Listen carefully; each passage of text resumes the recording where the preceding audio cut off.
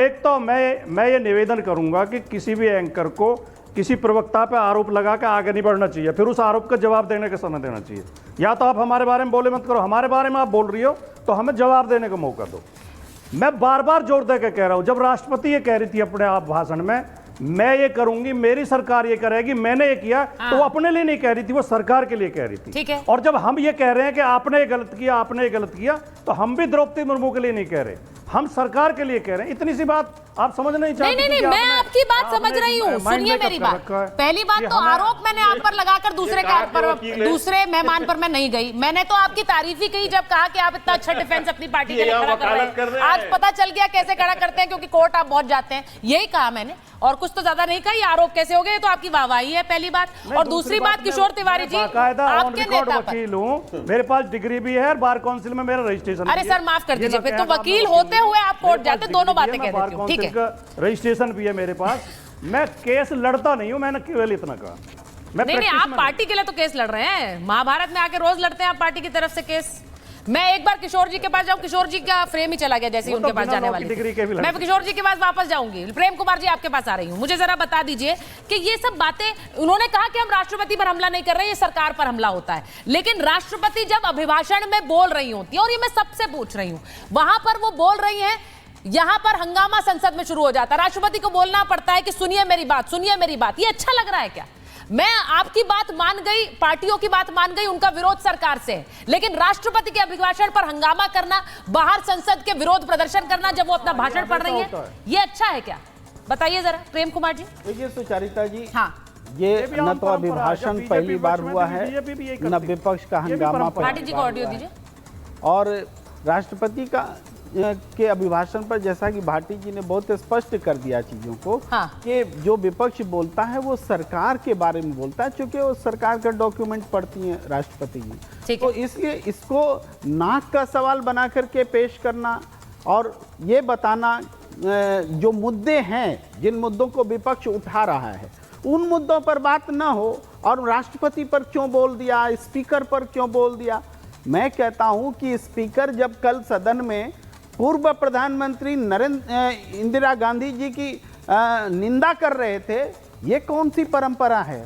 कौन सी परंपरा है कि स्पीकर देश की पूर्व प्रधानमंत्री की निंदा करे? ये तो शर्मनाक है। तो अगर हम शर्मनाक बोलेंगे तो आसन का अपमान होगा। अच्छा। बिल्कुल होगा, लेकिन हम बोले बिना नहीं रह सकते, क्योंकि इंदिरा गांधी पूर्व प्रधानमंत्री, देश की पर कुर्बान होने वाली प्रधानमंत्री, उनके बारे में अगर आसन अगर निंदा कर रहा है तो हम उसकी आलोचना करेंगे। नहीं, एक बात बताइए, यहाँ कंचना जी बैठी हुई हैं, आरजेडी से हैं, समाजवादी पार्टी से भाटी जी बैठे हुए हैं। मैं सिर्फ ये पूछना चाह रही हूँ कि लालू जी ने या फिर नेताजी ने जब इमरजेंसी के खिलाफ आवाज उठाई तो वो गलत कर रहे थे या सही कर रहे थे? अगर वो सही कर रहे थे तो फिर इमरजेंसी गलत थी, और अगर वो गलत कर रहे थे तो इमरजेंसी सही है। ये दोनों का एक इसका सवाल का जवाब दे दीजिए कंचना जी। नहीं, इंदिरा जी ने इमरजेंसी जब हटा था और उसके बाद जब वो चुनाव लड़ी, बहुत बुरी तरीके से हारी थी, और उसके बाद जेपी जी जो उन्हीं के खिलाफ जो पूरा मुद्दा छेड़े थे, जो पूरा लड़ाई लड़ रहे थे, उनसे बात हुई और उन्होंने पूरा सार्वजनिक तौर पे 3 बार माफी मांगा। और ये भी समझिए कि 2.5-3 साल बाद फिर से प्रचंड बहुमत से आती है। सिर्फ वही नहीं, खुद राहुल गांधी जी, खुद उनके पार्टी के सभी लोग, कोई माफी मांग ले, नहीं, कोई माफी मांग ले तो अपराध तो खत्म नहीं होता। माफी दे दीजिए, आपने दे दी, आरजेडी ने माफी दे दी, समाजवादी पार्टी ने माफी दे दी, उसका सबूत यह है कि आप आज गठबंधन में हैं। नहीं, उसका सबूत यह है ना कि आप गठबंधन में हैं, आपने माफ कर दिया, लेकिन अपराध तो नहीं खत्म हो जाएगा। बोलिए ना प्लीज। प्रेसिडेंट क्यों आती थी? प्रेसिडेंट का जो संबोधन होता है कि सरकार ने पिछले समय क्या काम किया और सरकार का रोड मैप क्या होगा, उनका इमीडिएट जो पीछे का कार्यकाल होता है और इमीडिएट जो बाद का होता है उसको संबोधन करना होता है। और वो जब जाएंगी 75 में, राष्ट्रपति जी हमारी महामहिम, हम सब इज्जत करते हैं, उस पद की इज्जत है, सब कुछ है, लेकिन जब डॉक्यूमेंट जो भारतीय जनता पार्टी उनको लिख कर दी हुई है, उस डॉक्यूमेंट में इतना पीछे का कार्यकाल का जिक्र होता है। मैं आपकी बात, मैं आपसे सिर्फ ये कहूंगी कंचना जी, आपके नेता का कद जिस तरह से बढ़ा, वो इमरजेंसी के खिलाफ आवाज उठाकर बढ़ा। ये नेताजी के बारे में भी कहूंगी, घर घर तक उनकी आवाज पहुंची थी।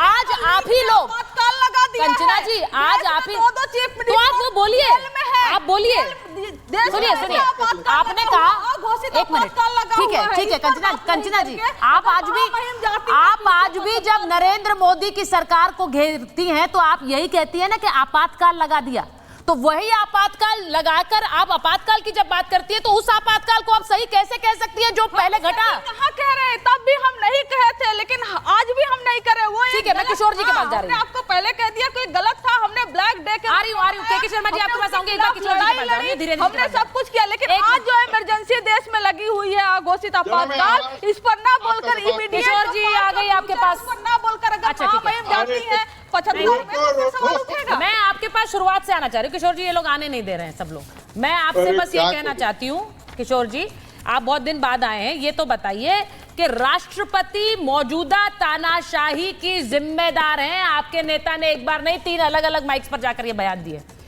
तो राष्ट्रपति को घेर रहे हैं। एक मिनट मैं बताता हूं आपको कि राजकुमार बाकी जी ने जो बताया कि ये सरकार का रोड मैप होता है, तो सरकार के रोड मैप पे कोई आपत्ति है तो वो आपत्ति या आलोचना होती है वो सरकार की होती है, और सरकार की आलोचना को राष्ट्रपति जी की आलोचना नहीं समझना चाहिए। लेकिन मेरे नेता ने बहुत आगे जाके कहा है, हाँ संजय राउत, क्योंकि मैं जब देखता हूं कि एक आदिवासी महिला जो शिक्षिका थी, जिन्होंने अपना करियर बड़े संघर्ष से किया और प्रजातंत्र ने ही उनको इस राष्ट्र के प्रथम नागरिक, प्रथम महिला बना दिया, वो चुप रही, वो मौन रहती है जब ईडी सीबीआई एक आदिवासी मुख्यमंत्री को जेल में रखते हैं। कल केजरीवाल की अरेस्ट तो क्लासिक एग्जाम्पल है।